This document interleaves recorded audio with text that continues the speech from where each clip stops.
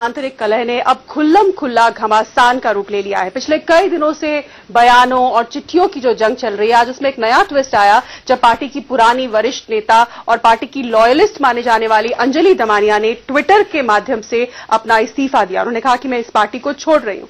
उसके तुरंत बाद प्रशांत भूषण और योगेंद्र यादव की चिट्ठी आई, जिसमें उन्होंने तमाम उनके ऊपर जो आरोप लगाए गए थे उन्हें खारिज किया और कई नए सवाल खड़े कर दिए। इन तमाम बातों पर, सवालों पर बात करने के लिए हमारे साथ मौजूद है पार्टी के वरिष्ठ नेता गोपाल राय, जो मौजूदा दिल्ली की सरकार में परिवहन मंत्री भी हैं। गोपाल राय जी, स्वागत है आपका इंडिया न्यूज में। अंजलि दमानिया का ये ट्विटर के माध्यम से इस्तीफा बम क्या है?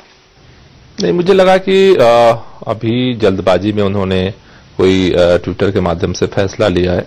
अगर उसका आधार वो ऑडियो है जो सामने आई है, तो मुझे लगता है कि उसको लगा कि अभी जल्दबाजी में उन्होंने कोई ट्विटर के माध्यम से फैसला लिया है। अगर उसका आधार वो ऑडियो है जो सामने आई है, तो मुझे लगता है कि उसको ठंडे दिमाग से सोचने के बाद उनको अपना इस्तीफा देने की जरूरत नहीं पड़ेगी। लेकिन उन्होंने बहुत स्पष्ट शब्दों में ये कहा कि मैं ये नॉनसेंस नहीं झेल सकती। इस तरह की नॉनसेंस के लिए मैंने इस पार्टी को ज्वाइन नहीं किया था और मैं अरविंद केजरीवाल को एक पाक साफ छवि के नेता के तौर पर जानती थी और पसंद करती थी, ना कि एक हॉर्स ट्रेडिंग करने वाले नेता के तौर पर। नहीं, यही बात को समझना जरूरी है कि उस जो स्टिंग जिसकी चर्चा हो रही है ऑडियो रिकॉर्डिंग की, उसमें अरविंद किसी भी तरह के हॉर्स ट्रेडिंग की बात नहीं करते हैं। आम आदमी पार्टी और अरविंद केजरीवाल हॉर्स ट्रेडिंग के खिलाफ लगातार लड़ते हुए ही दिल्ली विधानसभा को भंग करने तक पहुंचे हम लोग। आप ठंडे दिमाग से एक बार उस ऑडियो को सुन लीजिए। अरविंद केजरीवाल कहते हैं कि अगर 8 में से 6 विधायक अलग ग्रुप बना करके हमें बाहर से सपोर्ट करना चाहते हैं तो कोई बात नहीं है। इसमें horse trading, this is a legal matter. ये संवैधानिक अधिकार है किसी भी ग्रुप के पास कि अगर वो अपने 8 में से 6 लोग अगर अलग ग्रुप बनाते हैं, वो बाहर से समर्थन देकर सरकार बना सकते हैं। लेकिन गोपाल जी, ऐसा क्या हुआ कि अंजलि दमानिया, जो कल तक अरविंद केजरीवाल का समर्थन कर रही थी, योगेंद्र यादव, प्रशांत भूषण के मसले पर भी उन्होंने कहा कि प्रशांत भूषण ने एक सभा में, मेरे सामने की एक घटना है, उन्होंने कहा है कि आप पार्टी के लिए काम मत करिए, दिल्ली में हराना है। कल तक वो बिल्कुल पार्टी के पक्ष में बोल रही थी। मयंक गांधी के खिलाफ उनका बयान आया। ऐसा क्या हो गया कि अचानक जिस ऑडियो को आप फर्जी बता रहे हैं, आप कह रहे हैं कि उसमें कुछ खास बात नहीं है, वो दम नहीं है, उसको उन्होंने इतना गंभीरता से ले लिया कि इस्तीफा दे डाला? नहीं, मैंने यही कहा कि देखिए, इस समय एक टर्माइल का स्थिति है। अंजलि दमानिया जी या कोई भी व्यक्ति, मैं हर व्यक्ति से कहना चाहता हूं जो भी गंभीर है इसको लेकर के, एक बार ऑडियो जरूर सुने और अगर उसमें कोई भी गलत बात, अनैतिक बात, असंवैधानिक बात हो रही है तो निश्चित रूप से उस पर स्टैंड लेना चाहिए।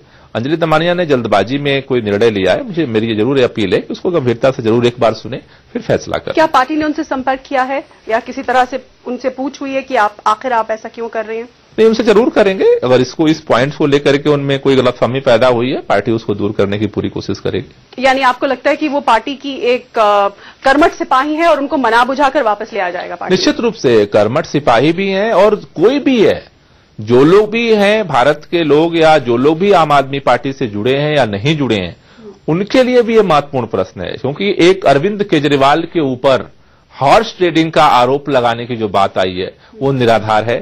उसको जरूर एक बार गंभीरता से सुने और अगर कुछ गलत काम अगर अरविंद केजरीवाल कर रहे हैं तो फिर अपनी प्रतिक्रिया जरूर दें। या ऐसा तो नहीं कि उन्हें भी अपनी कुछ शिकायतें हों और खुलकर नहीं कह पा रही हूं और इसी माध्यम से अपनी भड़ास निकाली हो? मसला मैं केवल अंजलि दमानिया कर ही नहीं रहा हूं। वो जो टेप आया है केवल अंजलि दमानिया के लिए नहीं आया है, वो अरविंद केजरीवाल को बदनाम करने के लिए आया है और वो इस समय आया है जब एक इस तरह का पूरा माहौल बन रहा है और बनाया जा रहा है। हमारा बहुत विनम्रता के साथ पूरे देश के लोगों से अपील है कि उस ऑडियो को जरूर सुने, एक बार जरूर सुने और उसमें अगर अरविंद केजरीवाल कोई असंवैधानिक और अनैतिक बात कर रहे हैं तो निश्चित रूप से आम आदमी पार्टी उसके लिए जिम्मेदार होगी और उस पर हम लोग विचार करेंगे। चलिए, अब आगे एक लंबी चौड़ी फहरिस्त जो ले आए हैं योगेंद्र यादव और प्रशांत भूषण, एक नई चिट्ठी उनकी सामने आई है और उन्होंने कहा कि हमें बहुत दुख हुआ क्योंकि आपकी और 3 अन्य सदस्यों की जो एक चिट्ठी जारी हुई थी दस्तखतों के साथ, उसमें आप लोगों ने कहा था कि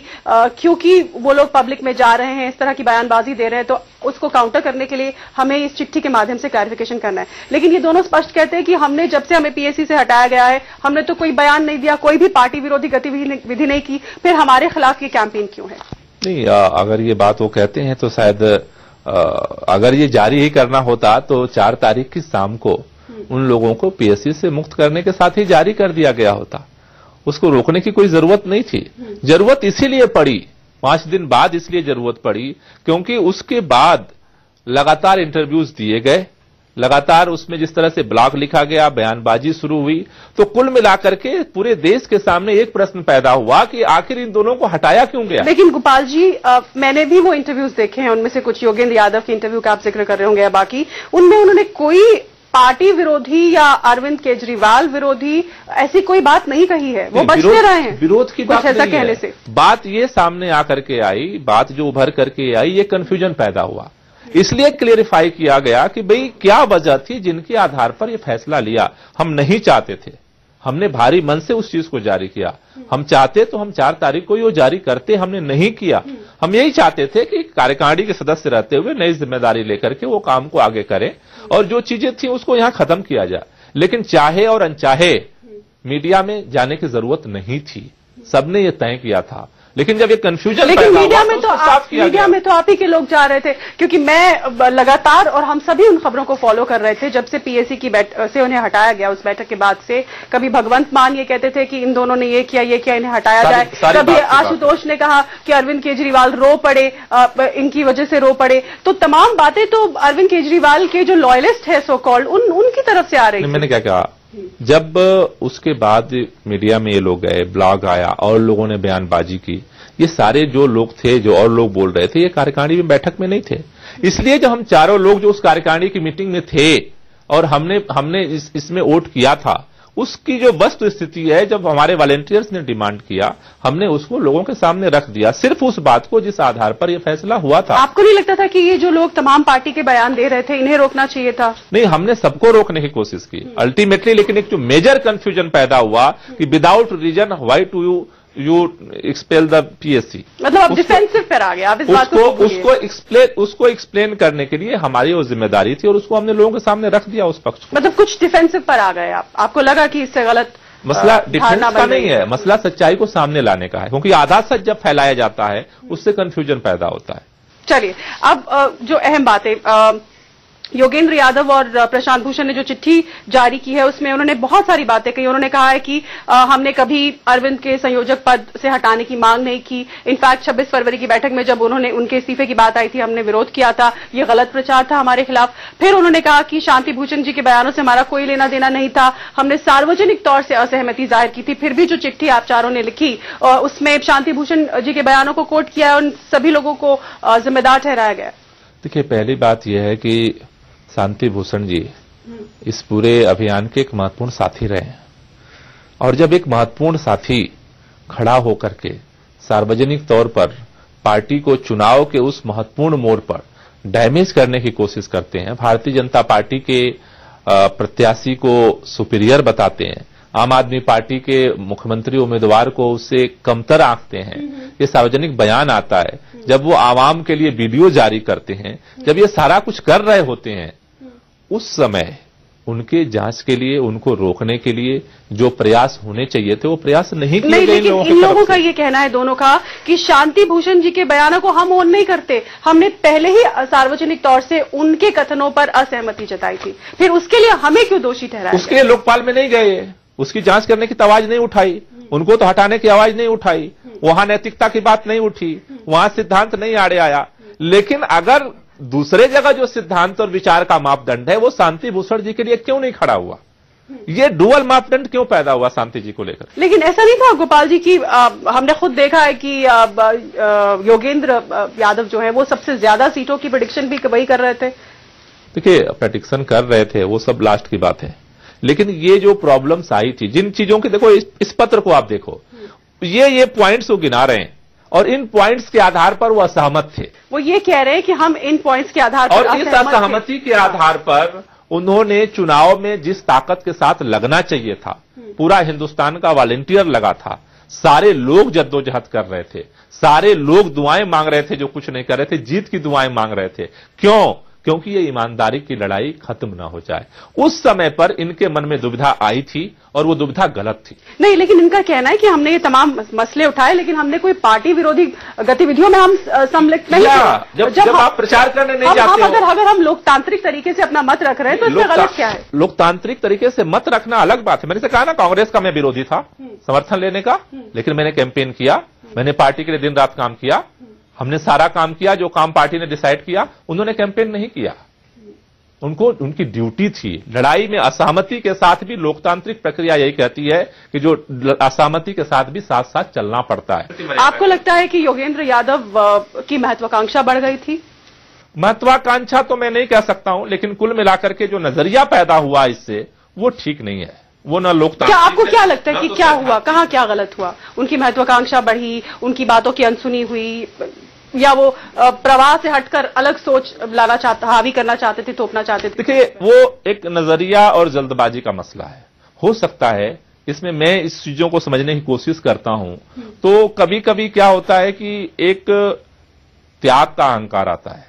चलिए, बहुत सारे और सवाल इन दोनों ने खड़े किए हैं, जिनके जवाब हम आपसे जानने की कोशिश करेंगे। एक छोटे से ब्रेक के लिए हम यहां पर रुक रहे हैं और ब्रेक के बाद भी हमारी ये खास बात। नेताओं प्रशांत भूषण और योगेंद्र यादव ने कई तरह के आरोप लगाए हैं, कई तरह के सवाल उठाए हैं अपनी एक ताजा तरीन चिट्ठी में जो उन्होंने जारी की है, और उन तमाम सवालों पर बात करने के लिए और जवाब देने के लिए हमारे साथ गोपाल राय मौजूद है, जिनसे हम लगातार बात कर रहे हैं। गोपाल जी, हम इस चिट्ठी की अगर और कंटेंट्स की बात करें तो इसमें इन्होंने लिखा है कि लोकसभा चुनाव का परिणाम आते ही मनीष सिसोदिया, संजय सिंह, आशुतोष जैसे जो तमाम नेता लोग थे आम आदमी पार्टी के, उन्होंने एक बड़ी अजीबोगरीब सी बात कही कि हार की जिम्मेदारी लेते हुए पीएसी के सभी सदस्य अपना इस्तीफा अरविंद केजरीवाल को दे दें। आते ही मनीष सिसोदिया, संजय सिंह, आशुतोष जैसे जो तमाम नेता लोग थे आम आदमी पार्टी के, उन्होंने एक बड़ी अजीबोगरीब सी बात कही कि हार की जिम्मेदारी लेते हुए पीएसी के सभी सदस्य अपना इस्तीफा अरविंद केजरीवाल को दे दें। हम दोनों ने इसका विरोध किया तो इसलिए हमारे खिलाफ लोग हो गए। देखिए, किसी चीज को लेकर के अलग अलग व्यू पॉइंट आते हैं और वो होना चाहिए, लेकिन उससे ये तय नहीं हो जाता है कि आप पार्टी को हराने के लिए काम करने लगेगा, क्योंकि व्यू पॉइंट तो अलग अलग होंगे। अलग अलग मोड़ पर अलग अलग व्यू पॉइंट आते रहे हैं कि भाई एक मूल्यांकन में कोई अपनी राय रख सकता है। ऐसा हुआ तो नहीं पार्टी के अंदर। व्यू पॉइंट तो हर लोग स्वतंत्र है अपनी बात को रखने के लिए। What is decision? डिसीजन क्या हुआ? डिसीजन ये नहीं हुआ, इस्तीफा किसी ने नहीं दिया, बिल्कुल ये फैक्ट है। तो व्यू पॉइंट तो सबको रखने का हक है। उनका भी ये कहना है कि अगर हम ऐसी असंवैधानिक बातों का विरोध नहीं करते, वो कहते हैं कि जो बुनियाद, जो नींव है ना, जो बीज है, वो यहीं से पड़ गया हम लोगों के खिलाफ। देखिए, मुझे क्या लगता है कि विचारधारा और सिद्धांत की बात करना जरूरी है। वो जिस दिन खत्म हो जाएगा उस दिन आम आदमी पार्टी नहीं रहेगी। तो वही तो ये सब करते आ रहे हैं। लेकिन सिद्धांत और विचारधारा की बात कहते हुए पार्टी के विरोध में खड़ा हो जाना, ये किसी भी सिद्धांत में और किसी भी संगठन की मर्यादा में नहीं आता। आप अभी भी मान रहे हैं कि वो पार्टी के विरोध में शुरू से ही गतिविधियों में लगे रहे? ये जो चुनाव को लेकर जो इस निर्णय में गए, देखिए, प्रशांत भूषण जी और योगेंद्र यादव जी का, दोनों लोगों का मैं बहुत दिल से सम्मान करता हूं, इज्जत भी करता हूं, लेकिन व्यवहार में जब आप कहीं भी किसी भी वजह से, संगठन विचारधारा की एक मर्यादा है। इन्होंने आज जिक्र किया कि कांग्रेस को समर्थन लेने से वो असहमत थे। हाँ, ये सबसे बड़ी बात तो यही है। इनका ये कहना है कि लोकसभा चुनाव के का परिणाम आते ही अरविंद केजरीवाल ने ये प्रस्ताव रख दिया कि हम दोबारा कांग्रेस से समर्थन ले लेते हैं, जबकि हाईकोर्ट में याचिका डाल रखी थी कि असेंबली भंग करो। इन्होंने विरोध किया उसका। एकदम ठीक बात है। प्रशांत जी और योगेंद्र जी से ज्यादा कड़ा विरोध मैंने किया था, पर वो निशाने पर आ गए। पीएससी की मीटिंग में मैंने किया था। किसी भी संगठन के अंदर, किसी भी टीम के अंदर सहमति और असहमति रखना अनिवार्य हिस्सा है, लेकिन सहमति और असहमति के आधार पर पार्टी के विरोध में खड़ा हो जाना, और इस ऐसे निर्णायक मोड़ पर जब पार्टी का पूरा आंदोलन भारतीय जनता पार्टी से जीवन और मरण की लड़ाई लड़ रहा